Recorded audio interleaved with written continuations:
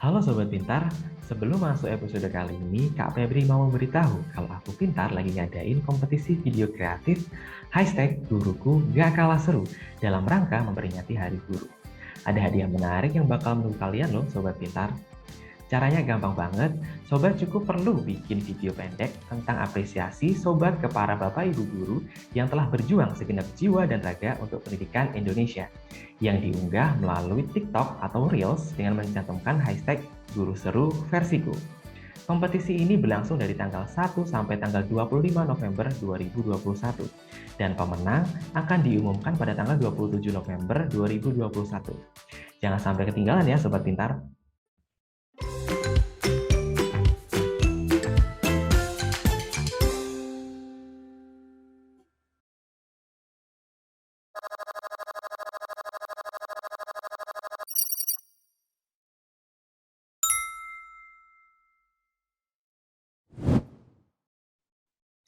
Oke, halo Sobat Pintar, kembali lagi bersama Kak Febri di sarankan acara sharing di rumah aja. Gimana kabar kalian Sobat semua? Semoga keadaan sehat semua ya. Berjumpa lagi dengan Kak Febri dalam acara Battle Pintar. Pada malam hari ini berbeda dengan acara Battle Pintar pada sebelumnya, biasanya ortu versus anak atau anak versus anak. Pada malam hari ini spesial menghadirkan guru versus guru sebagai bentuk apresiasi Aku Pintar pada guru hero guru-guru Indonesia yang nggak pernah menyerah dalam kondisi apapun untuk mencerdaskan bangsa Indonesia ini. Nah, kembali lagi untuk Vital kita pada malam hari ini, tema kita adalah belajar ala TikTok. Apakah gaya belajar ini menjadi gaya belajar baru? Nah, ini nanti kita akan berdiskusi ataupun mungkin berdebat dengan narasumber kita, Bapak Ibu Guru, dan tentunya ada fasilitator seperti biasa yang akan menjadi solusi dan menjadi titik temu nanti dari permasalahan yang kita perdebatkan ya Sobat Pintar, kan namanya Battle Pintar ya. Nah langsung aja Sobat Pintar, kita sudah hadir bersama dengan narasumber pertama kita ada Pak Andri Frianto SPD. Pak Andri ini merupakan seorang guru PPKN di SMPN 1 Kuningan. Selamat malam Bapak Andri. Ya, selamat malam. Sehat ya Bapak ya? Alhamdulillah sehat. Wah, dan Sobat Pintar, saat ini Bapak Andri langsung live dari sekolahnya loh, di SMPN 1 Kuningan ya Bapak ya? Dan selanjutnya ada narasumber kita, ibu guru kita, ada Ibu Nurmala Hayati, SPD. Bu Nurmala Hayati ini adalah seorang guru bimbingan konseling di SMAN 15 Surabaya. Selamat malam, Bu Santi. Selamat malam. Halo. Wah, siap semangat ya Bu ya buat diskusi pada malam hari ini. Siap semua. Ya. Dan selanjutnya ada juga fasilitator kita, ada Kak Zahrani, SPSI, MPSI, psikolog. Kak Zahra ini adalah seorang psikolog klinis dan konselor sekolah Cikal Serpong. Selamat malam, Kak Zahra. Selamat malam, Kak Febri. Walaupun Kak Zahra konselor di sekolah Cikal Serpong, saat ini Kak Zahra live-nya langsung dari mana, Kak Zahra? Dari Aceh, Kak. Dari Aceh, dari Sumatera Utara ya. Oke, jauh banget. Oke, itu Sobat Pintar narasumber kita pada malam hari ini. Dan sebelum memulai berdiskusi perihal pandangan Bapak Ibu Guru kita tentang gaya belajar baru ini, Kak Febri ingin menjelaskan sedikit kenapa kita membahas topik ini nih Sobat Pintar. Tren media pembelajaran menggunakan video-based learning merupakan dampak dari berkembangnya teknologi digital. Ditambah lagi dengan masa pandemi ini yang mengharuskan para Bapak Ibu Guru melakukan hampir seluruh kegiatan belajar mengajar secara digital nih Sobat Pintar. Tentunya ini menjadikan tren video pembelajaran ini semakin melejit dan disukai banyak siswa. Video based learning adalah video media pembelajaran menggunakan video, di mana untuk membantu memudahkan pembelajarannya, membuat dua elemen, yaitu visual dan audio. Namun yang sekarang menjadi pertanyaan, mengapa harus menggunakan media video sebagai media pembelajaran? Mari kita nanti langsung tanyakan aja ya sama Bapak Andri dan Ibu Santi. Tapi sebelum itu Sobat Pintar, pas hari ini di sebelah-sebelah juga ya.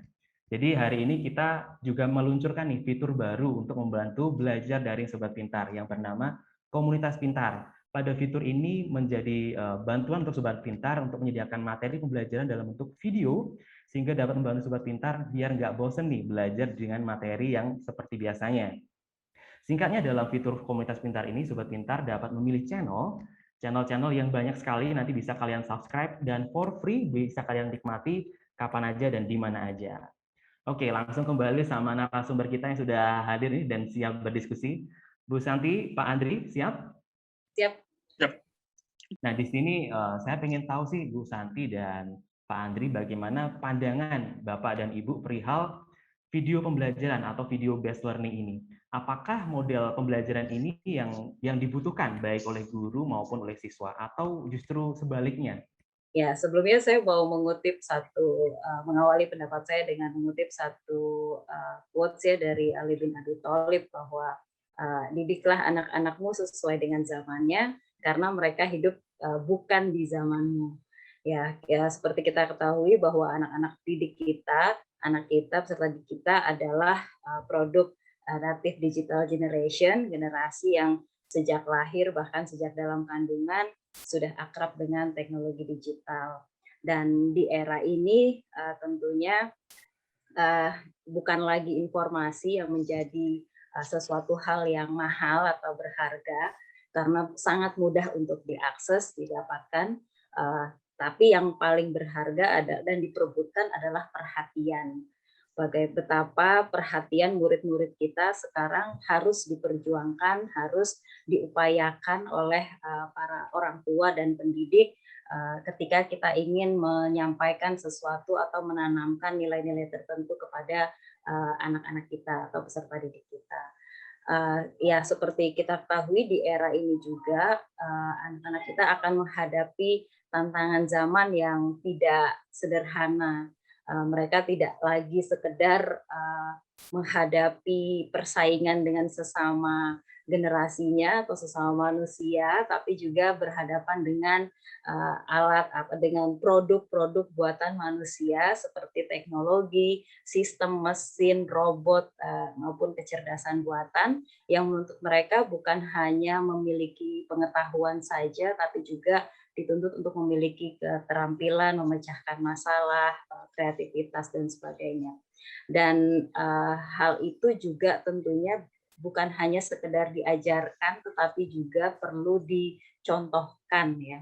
Guru perlu menjadi teladan dalam hal kemampuan memecahkan masalah dan kreativitas. Dan video menurut saya adalah salah satu bentuk pengejawantahan dari kreativitas seorang guru, juga kemampuan seorang guru untuk beradaptasi dengan kondisi saat ini dan juga untuk terus belajar dengan perkembangan zaman yang terus berubah. Nah, ya karena memang tidak mudah bagi guru untuk bertransformasi dari peran sebagai pentransfer pengetahuan ya menjadi pemantik dari keinginan untuk belajar, untuk menjadi seorang pembelajar sejati. Menurut saya itu adalah tantangan yang dihadapi oleh guru kita pada saat ini. Dan apakah video itu dibutuhkan? Ya karena sekarang anak-anak juga memiliki karakteristik, mereka sudah dihadapkan dengan banyak informasi, dengan berbagai media, dengan berbagai bentuk, maka guru pun juga harus bisa memfasilitasi keberagaman itu, karena tidak semua anak cocok hanya dengan pendekatan yang audio saja, yang hanya ceramah saja, karena ada anak-anak yang tipenya visual.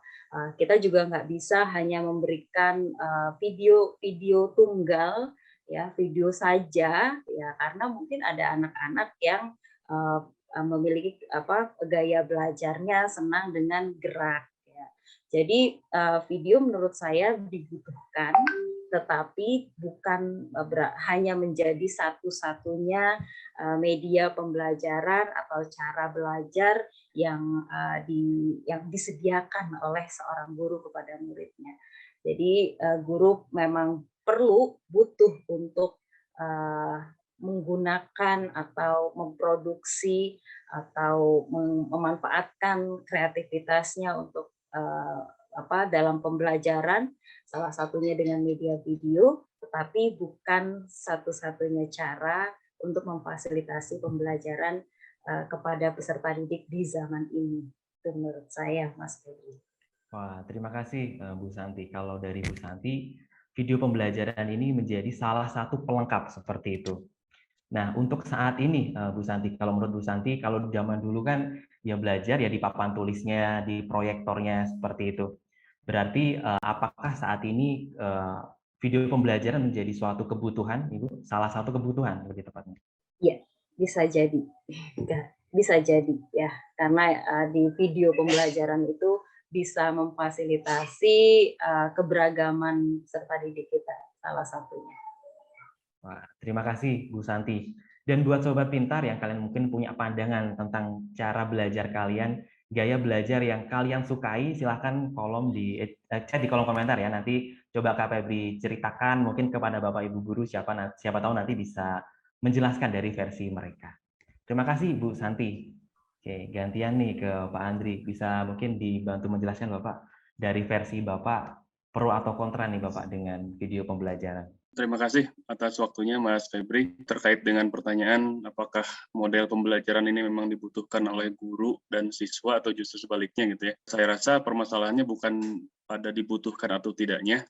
Justru kita melihat kondisi saat ini, model PBL ini, video based learning ini, terutama terkait dengan tema yaitu TikTok gitu ya. Ini adalah sebuah kenyataan yang memang harus diikuti dalam perkembangan situasi saat ini.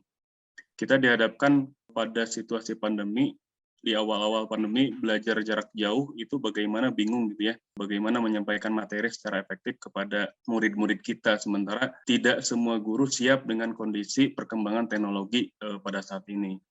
Kita sebagai guru memang harus beradaptasi gitu ya dengan perkembangan teknologi, mau tidak mau harus dipaksakan gitu untuk bisa beradaptasi.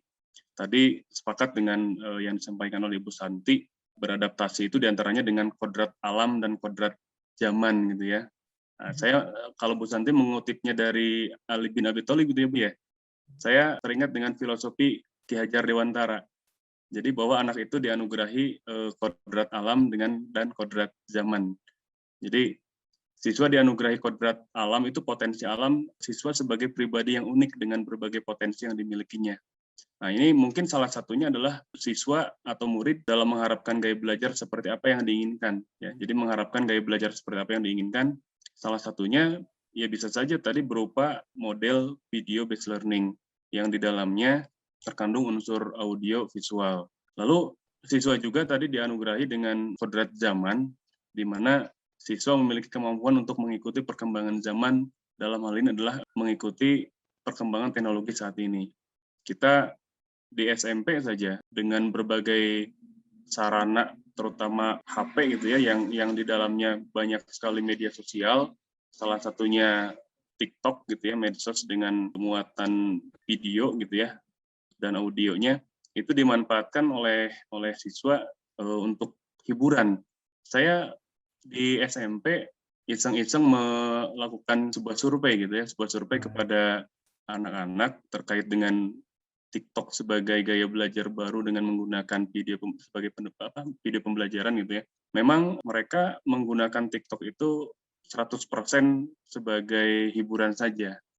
Nah, dari sana saya tergerak mengarahkan tidak hanya untuk menikmati TikTok sebagai hiburan, tapi mengarahkan TikTok sebagai untuk media belajar gitu.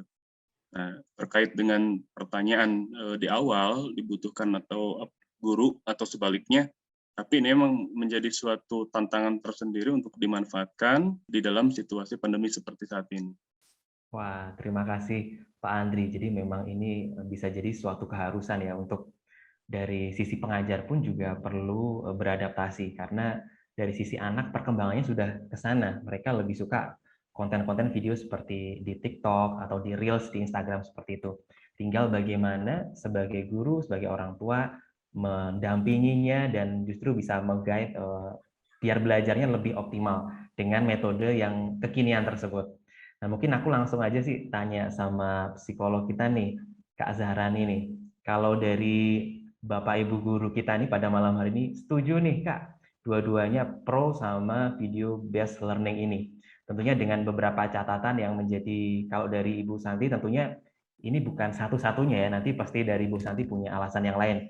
Apakah nanti harus tatap muka, harus yang lainnya, dan tentunya dari Pak Andri ini suatu keharusan ya, karena anak-anak zaman now nih suka banget dengan video TikTok, sehingga bagaimana kita bisa membawa video pembelajaran yang kekinian gitu, yang bisa mudah dimengerti. Kalau menurut dari Kak Zahra, bagaimana nih sebagai kacamata dari seorang psikolog?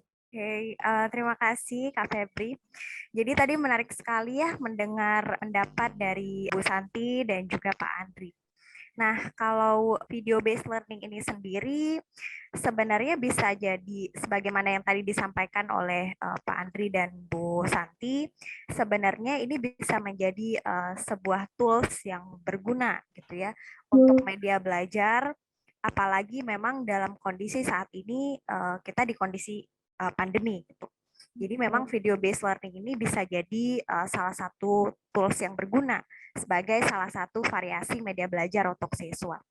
Nah, kenapa video based learning ini bisa berguna? Yang pertama karena video ini memang menarik gitu ya, video is interesting gitu. Jadi bisa membuat siswa lebih tertarik dengan konten-kontennya gitu, dan video kan juga biasanya cukup banyak variasinya gitu ya. Jadi kalau misalnya kita cari di YouTube pun atau di TikTok atau dari sumber-sumber yang lain, ada banyak sekali video-video yang menarik gitu.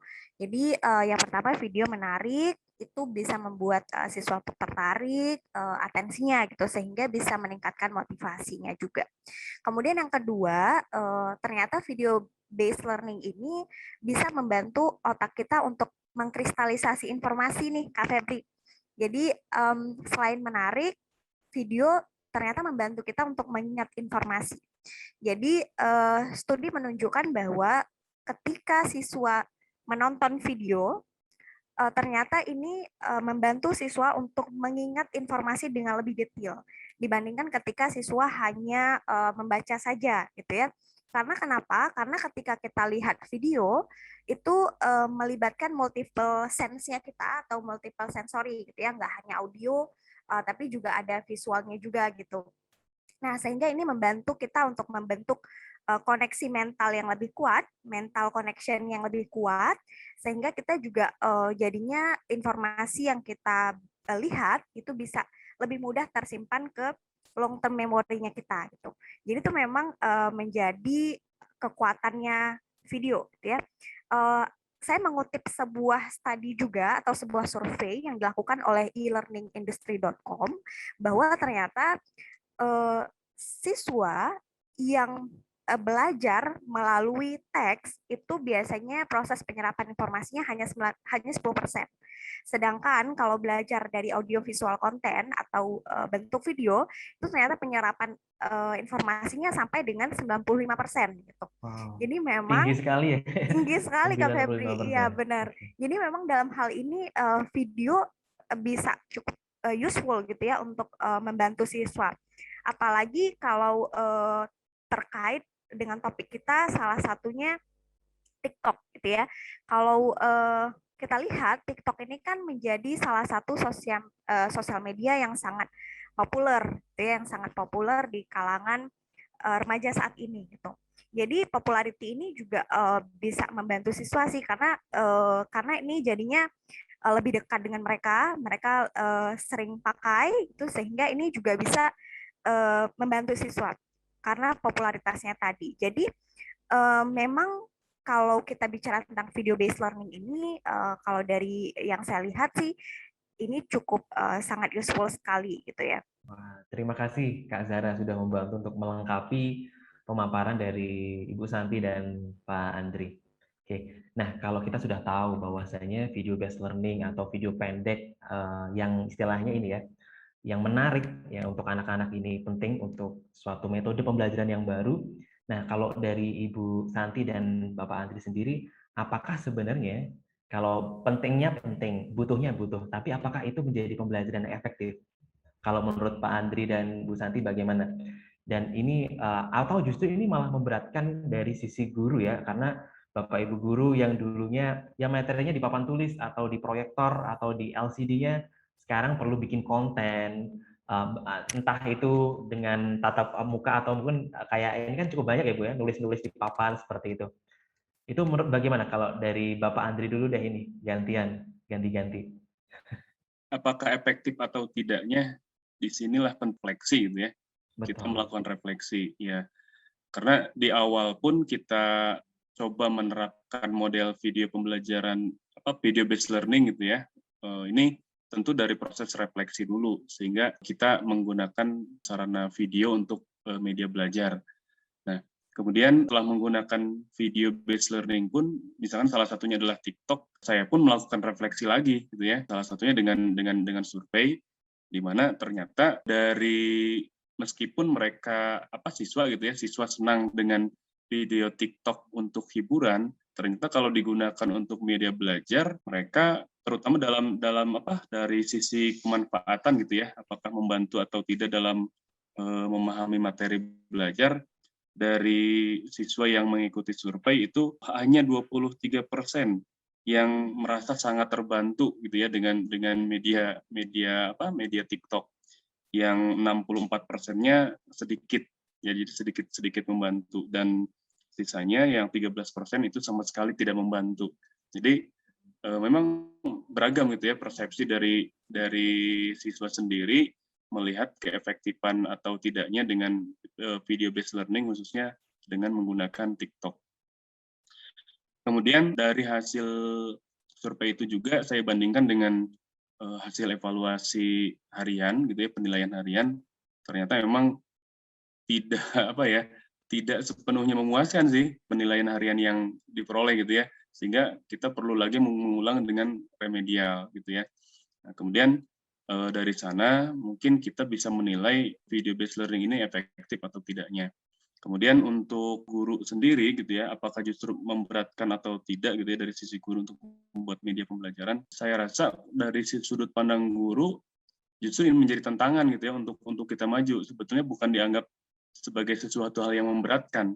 Justru kita harus menganggapnya sebagai suatu tantangan untuk bisa jadi bisa melejitkan potensi diri kita sebagai guru, terutama di situasi pandemi saat ini. Itu barangkali Mas Febri dari saya. Terima kasih Pak Andri untuk penjabarannya. Nah, ini sudut pandang yang lain ya. Karena bisa jadi memang kalau kita ngomong video pembelajaran ala TikTok, belum tentu juga ketika di platform tersebut ataupun di Instagram Reels, semuanya videonya tentang pembelajaran. Mungkin ada 1-2, nah sisanya ini kan mungkin video-video yang lain. Itu mungkin jadi variabel-variabel ininya ya Bapak ya, yang lainnya. Terima kasih Pak Andri. Kalau menurut Bu Santi bagaimana nih Bu? Apakah video based learning dengan video singkat yang menarik ini bisa meningkatkan pembelajaran siswa? Apakah efektif seperti itu? Ya, tadi mungkin mengutip juga yang disampaikan Mbak Zahra ya, bahwa video ini bisa digunakan sebagai penarik perhatian ya, seperti untuk menarik perhatian ya. Tetapi apakah dalam tujuan pembelajaran video ini bisa sesuai mampu mencapai kompetensi yang diharapkan, itu mungkin tadi Pak Andri sudah melakukan refleksi ya. Ada yang bisa jadi ya, bisa jadi tidak. Kalau menurut saya ya tergantung kualitas videonya, karena ini durasinya sangat singkat, maka keterampilan untuk menemukan intisari ya, menyarikan sebuah konten, kemudian menampilkannya dengan cara yang menarik, itu bukan hal yang mudah, butuh skill tertentu dari seorang guru yang mungkin waktu kita belajar sekolah menjadi guru tuh belum diajarkan. Dan juga kalau menurut saya desain dari pembelajaran itu sendiri atau skill pedagogis si guru itu juga menentukan. Bisa jadi video sederhana tetapi menjadi sumber stimulus dengan keterampilan si guru memantiknya menjadi sebuah kesempatan untuk menghasilkan ide-ide baru, wawasan-wawasan baru, ya itu bisa jadi bisa jadi efektif. Gitu. Jadi efektif atau tidaknya memang perlu ya refleksi tadi seperti Pak Andri sampaikan. Tetapi menurut saya dari untuk sebuah video, apalagi yang durasinya sangat singkat seperti TikTok atau Reels di Instagram itu membutuhkan keterampilan, kemauan belajar dari para guru dan juga perlu ditunjang dengan skill pedagogis ya sehingga ya video ini menurut saya bukan hanya soal keterampilan teknisnya, tapi bagaimana rancangan sebuah pembelajaran itu disusun itu yang bisa menghasilkan keefektifan dalam pembelajaran. Terima kasih Bu Santi untuk penjelasannya sangat ini ya. Memang tentunya setiap anak punya daya tangkap yang berbeda-beda, kesukaan yang berbeda-beda. Ini ada dari Rinaldi, ini kangen banget sama cara jelasin guru. Ini mungkin kangen sama ini ya, kelas langsung. Nah, kembali mungkin ke Kak Zahra ini untuk pertanyaan ini terkait efektivitas suatu metode pembelajaran ya, video based learning. Ini bagaimana nih Kak Zahra untuk mungkin membantu meningkatkan agar videonya ini lebih mudah diterima dari sisi anak. Lalu bagaimana dari sisi mungkin Bapak Ibu guru mungkin dibantu tips and tricksnya biar lebih adaptif dalam mungkin membuat suatu konten yang lebih kekinian seperti itu. Oke, terima kasih Kak Febri. Saya juga pengen meng-highlight tadi ya bahwa efektivitas penggunaan video based learning dalam hal ini TikTok itu juga bergantung pada banyak faktor gitu ya. Dan tentu saja penggunaan TikTok sebagai salah satu media sosial untuk media pembelajaran tentu punya positive side dan mungkin juga ada negative side-nya as a concern gitu ya, sebagai concern. Nah, kalau kita bicara positive side-nya dulu, TikTok memang bisa jadi sebagai salah satu media belajar sebagai sumber informasi gitu. Karena kalau misalnya kita lihat dari TikTok kan ada sangat banyak konten gitu ya, mulai dari konten masak-masak, konten tentang pembelajaran gitu, bahkan fashion dan lain-lain sebagainya, itu sangat banyak sekali gitu dari banyaknya konten kreator juga gitu. Dalam hal ini mungkin ini bisa dimanfaatkan juga oleh guru untuk resource of information gitu. Yang kedua, guru juga mungkin bisa membuat akun pribadi untuk kemudian membagikan informasi-informasi atau materi-materi pelajaran gitu ya. Nah, TikTok ini juga memungkinkan untuk meningkatkan engagement siswa karena di TikTok juga mungkin ada fitur komen gitu ya. Jadi kalau misalnya guru punya akunnya sendiri, kemudian share video pembelajaran mungkin, nah itu memungkinkan siswa juga untuk bisa komen, terus juga mungkin bisa interaktif gitu ya dengan gurunya, kemudian menjelaskan, membalas komennya gitu. Dan yang ketiga, TikTok ini juga sebenarnya bisa jadi semacam assignment atau project based learning bagi siswa gitu. Jadi mungkin kalau di akhir tahun itu biasanya ada summative-nya gitu ya, atau mungkin ada semacam ujian akhir gitu. Nah, ini bisa jadi project based learning. Kalau misalnya mungkin guru meminta siswa untuk membuat sebuah video tentang sistem pencernaan gitu, misalnya upload di TikTok-nya ya gitu. Misalnya itu bisa jadi sebuah sebuah project based learning gitu. Dan terkait efektivitasnya juga, Kak Febri, tadi aku sempat cari beberapa jurnal gitu ya tentang apakah TikTok itu efektif atau tidak gitu. Dan saya menemukan 2 jurnal yang menunjukkan bahwa ternyata TikTok ini bisa cukup efektif untuk dalam hal ini kebetulan penelitiannya adalah English comprehension gitu ya, untuk meningkatkan kompetensi dalam hal bahasa Inggris ternyata cukup efektif. Kenapa gitu? Karena yang pertama, TikTok ini populer di generasi Z saat ini, ya itu tadi ya, memang TikTok ini salah satu sosial media yang sangat-sangat populer, jadi sangat dekat dengan siswa-siswa. Yang kedua, video TikTok itu kan durasinya hanya 3 menit ya. Kalau dulu kalau saya nggak salah durasinya 1 menit, sekarang kayaknya jadi 3 menit ya. Nah, ini singkat dan mudah untuk dikonsumsi, to the point gitu. Kalau mungkin kita lihat video dari YouTube, ada yang durasinya panjang gitu, sedangkan di TikTok dengan durasi yang sangat singkat, itu jadinya lebih mudah untuk dikonsumsi dan to the point kepada ide-ide yang mau di delivery. Yang ketiga juga kontennya sangat variatif, resource-nya banyak, Dan video yang singkat ini di TikTok ternyata juga ini ya berkaitan dengan atensi siswa yang mungkin tidak terlalu panjang gitu ya, karena kalau misalnya diminta untuk memperhatikan dalam durasi yang lama mungkin bosen, apalagi pandemi kita online terus gitu, nonton video juga kita selalu online via Zoom. Kalau videonya juga dalam durasi yang panjang mungkin akan bosen gitu. Tapi kalau durasinya dari TikTok kan singkat gitu ya, jadi ini juga bisa catching attention-nya bisa lebih mudah gitu. Dan pace belajarnya juga bisa menyesuaikan gitu. Jadi kalau misalnya anak-anak belajar dari TikTok, kalau kayaknya belum ngerti itu bisa diulang lagi atau bisa di-pause dulu gitu ya. Jadi itu pace-nya juga menyesuaikan. Tapi ada beberapa hal yang juga perlu menjadi concern nih dalam penggunaan TikTok. Nah, ini juga mungkin penting gitu ya untuk kita perhatikan bersama.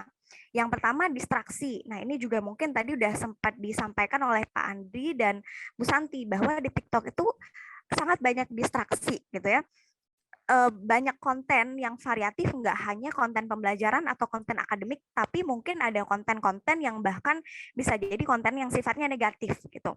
Jadi ini bisa jadi salah satu distraksi untuk belajar pada siswa, apalagi mungkin siswa-siswa yang usianya lebih muda kan proses regulasi dirinya belum terlalu baik ya Kak ya. Jadi mungkin untuk meregulasi diri, aku menonton, aku mau belajar aja gitu. Itu mungkin sulit gitu. Jadi oleh karena itu juga penting untuk memberi batasan nih kepada anak-anak kita. Mungkin itu tadi ya salah satu tipsnya juga, selain memang guru perlu kreatif juga untuk membuat konten-kontennya atau membagikan resource-resource video yang memang sesuai dengan pembelajaran, juga perlu memberikan batasan yang cukup gitu ya untuk anak-anak dalam mengakses TikTok ini gitu. Karena bisa jadi itu tadi ya ada konten negatif. Yang kedua, concern atau isu yang mungkin timbul juga cyberbullying nih Kak Febri. Jadi kalau mungkin anak-anak punya akun sosial media ya, salah satunya dalam hal ini TikTok. Nah, ini cyberbullying mungkin dari komen-komen negatif itu sangat mungkin untuk terjadi gitu. Jadi itu salah satu isu juga yang perlu diperhatikan. Yang ketiga, privacy and safety concern tentu aja. Karena yang namanya kita penggunaan sosial media tentu selalu ada concern terhadap privacy gitu ya. Jadi itu bisa jadi salah satu concern kita bersama juga jika kita mau menggunakan TikTok ini sebagai salah satu media belajar gitu ya. Privacy itu perlu jadi concern kita bersama. Sehingga untuk menggunakan TikTok sebagai media pembelajaran, ya balik lagi harus dipertimbangkan sesuai kondisi kelas gitu. Jadi apakah efektif atau tidak itu akan sesuai dengan itu sifatnya kontekstual gitu. Artinya kita nggak bisa generalisir bahwa oh TikTok ini efektif gitu. Tapi sifatnya lebih ke kontekstual. Artinya ya guru punya hak gitu ya untuk memutuskan apa media pembelajaran yang memang fit atau yang memang sesuai dengan murid dalam konteks yang spesifik gitu ya, mungkin termasuk terkait dengan kebijakan sekolah juga, concern orang tua juga gitu, terus pemberian materi juga gitu, dan ada sangat banyak faktor. Jadi di samping ada good side and juga dark side dari TikTok ini, mungkin ya itu tadi ya, kita sampai pada kesimpulan bahwa it is up to the teacher to decide what's best for the student gitu in this specific context gitu. Oke. Mungkin kurang lebih seperti itu Kak Fitri. Bagaimana Bapak Ibu guru juga bisa menyesuaikan keadaan seperti itu. Ini ada dari LIP, menurut saya keefektifan belajar itu tergantung kepada niat siswa-siswi tersebut. Jadi bukan hanya dari sisi Bapak Ibu gurunya seberapa kreatif, seberapa inovatif dalam menentukan suatu metode pembelajaran, tapi bagaimana dari sisi siswa-siswinya juga bagaimana niatnya, mengatur niatnya itu juga penting. Ini buat Sobat Pintar nih, jadi ditata lagi ya niat belajarnya Sobat Pintar, biar belajarnya bisa masuk seperti itu. Oke. Nah, ini ada pertanyaan lagi untuk Ibu Santi sama Bapak Andri. Kalau menurut Bapak dan Ibu, di masa seperti ini, pembelajaran seperti apa sih yang cocok diberikan kepada siswa? Terlepas tadi kita membahas tentang video based learning, apa saja mungkin menurut Bapak dan Ibu itu yang cocok untuk diberikan kepada siswa? Ya, buat kami para guru ya, momentum ini bisa disebut sebagai fase crowded ya, masa yang sangat membingungkan gitu. Ketika kita sebenarnya sudah mengalami akselerasi dalam pemanfaatan teknologi ketika pandemi ini datang, ya kita dituntut dipaksa untuk memanfaatkan teknologi, belajar lagi, dan sudah mulai menemukan pola gitu, kemudian sudah dibuka kesempatan tatap muka. Kemudian penyesuaian lagi ternyata harus siap untuk melakukan hybrid learning ya, yang ngajar di sekolah sekaligus mengajarkan yang di rumah. Ya, jadi apa ya, banyak memang benar-benar proses menemukan yang paling efektif itu masih proses panjang menurut saya. Dan memang tadi seperti yang dilakukan oleh Pak Andri, refleksi terus-menerus ini memang harus selalu dilaksanakan.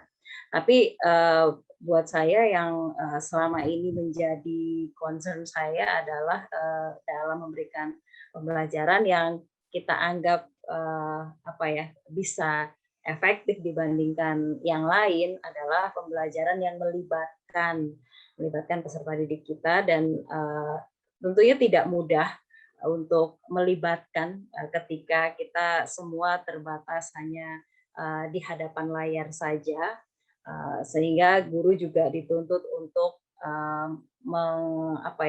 mengupayakan dengan berbagai aplikasi-aplikasi pembelajaran interaktif misalnya, kemudian juga menarik perhatian dengan video-video yang juga shocking ya, ada unsur yang menarik perhatian bagi murid-murid kita, dan yang tidak harus yang harus selalu kita lakukan sebenarnya adalah membangun koneksi dengan murid-murid kita, membangun keterikatan, memberi ruang kepada mereka untuk berekspresi dan memberikan kalau saya layanan yang sesuai dengan kebutuhan mereka. Kenapa TikTok itu begitu digemari oleh anak-anak kita, murid kita ya, karena juga selain memberikan hiburan, tetapi juga memberikan keterikatan ya dengan hal-hal yang selalu banyak, baru, tidak terbatas ya, dan juga ada unsur afeksi di dalamnya, di mana ada like-nya, ada respon dari orang lain, komentarnya, ada bisa masuk yang populer di for your page-nya gitu. Sebuah apresiasi bagi karya-karya yang mungkin dianggap bagus. Dan di sini mungkin bisa kita tiru pada sisi-sisi itunya. Bagaimana kita merespon, memberikan unsur-unsur afeksi dalam layanan pembelajaran kita. Kalau caranya kita video bisa jadi salah satu cara, kemudian memanfaatkan berbagai aplikasi, dan yang terpenting adalah memberikan ruang kepada mereka untuk berekspresi, untuk kita menghargai segala keberagaman yang mereka miliki. Ya, menurut saya itu kunci di era crowded ini. Terima kasih Bu Santi. Di sini kita bisa menilai bahwasanya tidak hanya konektivitas internet yang penting, tapi konektivitas dengan siswa didik juga penting. Begitu ya, Ibu Santi. Terima kasih Bu Santi. Dan dari Pak Andri mungkin bisa memberikan pandangannya Bapak terkait proses pembelajaran atau metode pembelajaran yang lebih cocok untuk siswa-siswi di masa-masa seperti ini, Pak. Kalau menurut saya, jadi mungkin sifatnya kapi dengan yang disampaikan oleh Bu Santi gitu ya, di mana tadi di masa seperti ini justru kita harus membangun konektivitas lebih baik dengan siswa gitu ya, atau membangun relasi yang baik antara guru dan siswa gitu ya, sehingga kita bisa lebih mengenal sebetulnya kebutuhan kebutuhan belajar seperti apa sih yang diinginkan oleh siswa di dalam situasi seperti saat ini. Kebetulan sekarang saya sedang baca-baca gitu ya tentang metode pembelajaran yang berdiferensiasi.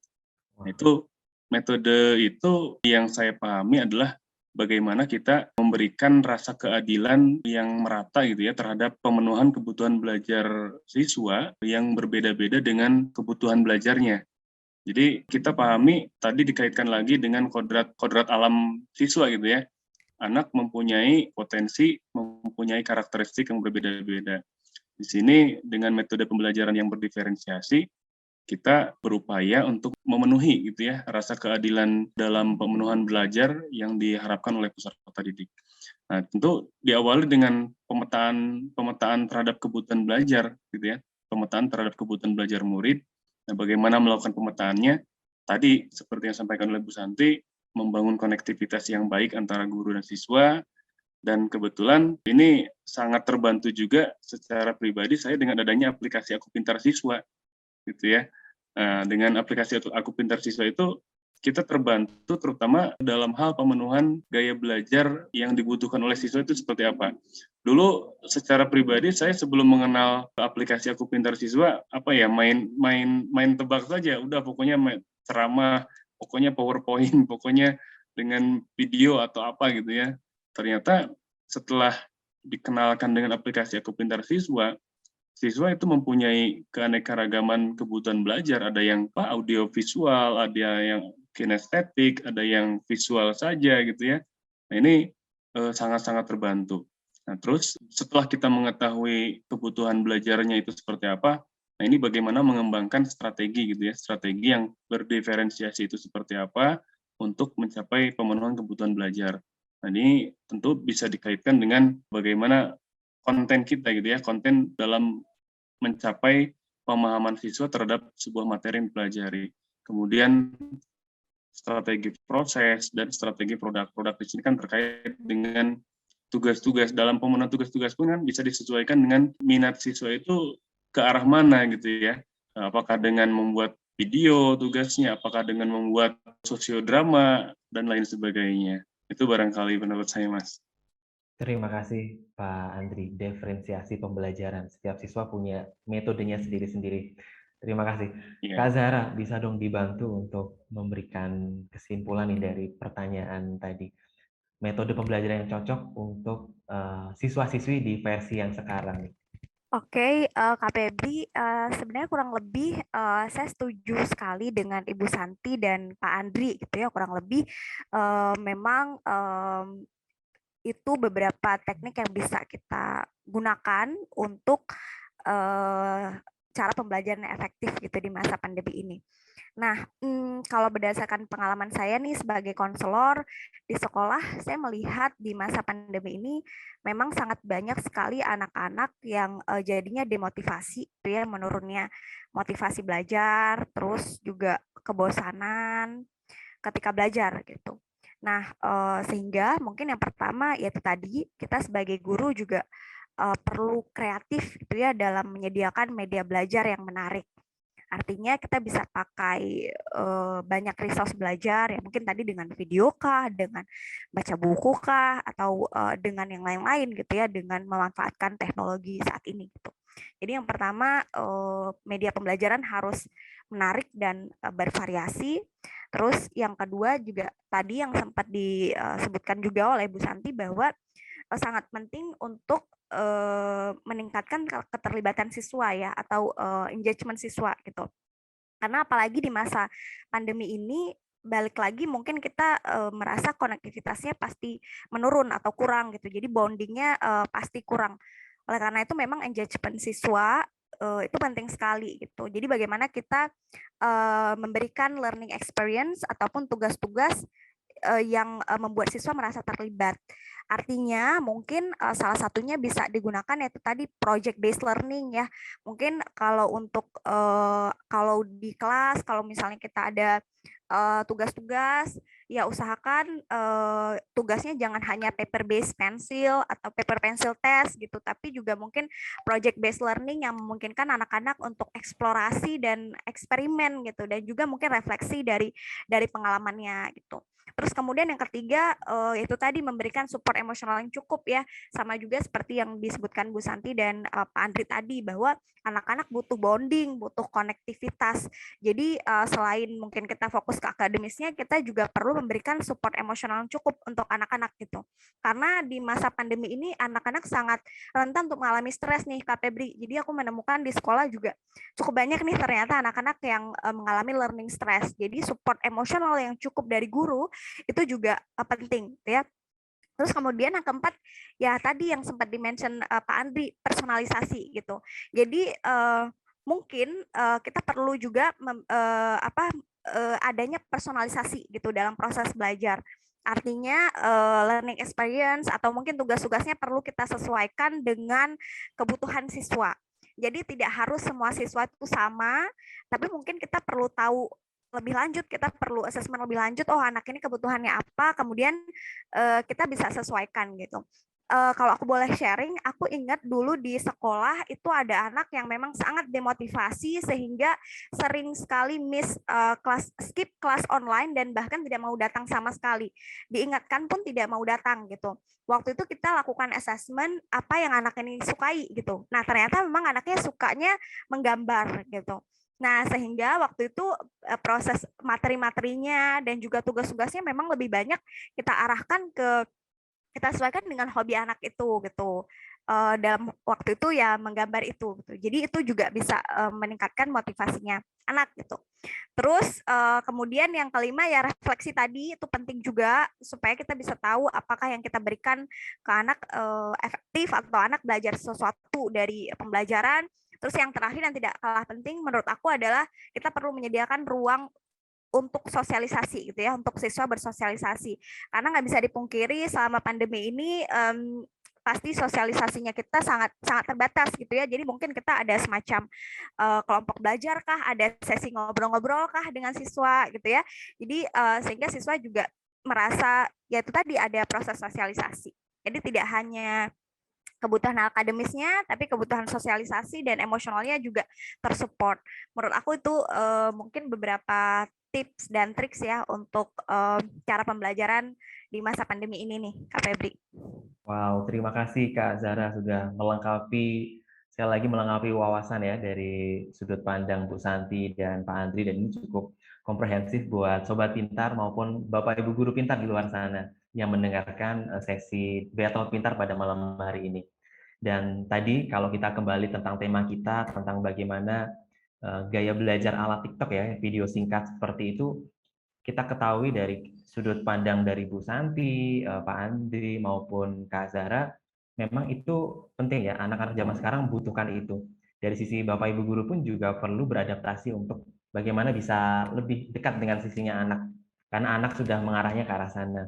Dan tingkat efektivitasnya memang terkadang bermacam-macam karena distraksinya cukup tinggi, karena media platform itu kan nggak cuma tentang pendidikan seperti itu. Nah ini kalau saya boleh kasih saran nih buat Sobat Pintar, di aplikasi Aku Pintar, yaitu di komunitas Pintar, ada fiturnya untuk video pembelajaran ini full video singkat, menarik, dan hanya khusus untuk pembelajaran. Jadi Sobat Pintar tidak terdistraksi dengan konten-konten yang lain yang mungkin malah merubah Sobat Pintar dari awalnya pengennya belajar malah full entertain aja, cuma seneng-seneng aja seperti itu. Nah ini bisa kalian dapatkan langsung di aplikasi Aku Pintar, di fiturnya komunitas Pintar, full gratis, ada ribuan video dari para pengajar tim Aku Pintar yang siap menemani belajar kalian, seperti itu. Ada beberapa pertanyaan, ini Kak Zahra, ini mungkin waktunya juga cukup singkat, jadi pertanyaannya singkat aja langsung ke Kak Zahra. Ada dari Rinaldi 123 tadi bertanya, apakah ada kemungkinan video pembelajaran ini menggantikan fungsi guru? Kak Zahra boleh dijawab singkat saja. Oke, kalau menurut aku sih video pembelajaran ini sifatnya sebagai tambahan gitu, karena guru tetap penting untuk membangun yaitu tadi konektivitas, bonding dan afeksi antar siswa dengan guru gitu. Jadi menurut aku sih sifatnya mungkin bukan menggantikan gitu ya, tapi sebagai salah satu media tambahan untuk belajar. Karena kalau balik lagi menurut aku peran guru itu tetap sangat penting, karena tidak hanya untuk delivery konten tapi juga untuk emotional support untuk siswanya. Mungkin kurang lebih gitu, Kak Febri. Wow, terima kasih Kak Azra. Ini menjelaskan juga bahwa adanya apps maupun para pelaku edtech yang lain pun sebenarnya bukan menggantikan juga ya peran dan fungsi Bapak Ibu guru. Justru ini jadi komplementernya, jadi pelengkapnya, suplemen tambahan untuk Bapak Ibu guru biar lebih berkreasi, lebih mudah lagi. Seperti itu. Oke, Kak Zahra, thank you karena waktu juga terbatas. Mohon maaf buat Sobat Pintar yang pertanyaannya belum bisa terjawab. Semoga kita bisa berdiskusi di lain waktu lagi. Dan terima kasih Ibu Santi, Bapak Andri untuk diskusinya yang keren banget pada malam hari ini. Semoga bisa didengar Bapak Ibu guru yang lainnya dan bisa menjadi motivasi untuk bersama mewujudkan proses pembelajaran yang lebih adaptif, inovatif, dan tentunya kreatif. Terakhir dari saya, selamat malam dan selamat istirahat Sobat Pintar. Bye-bye.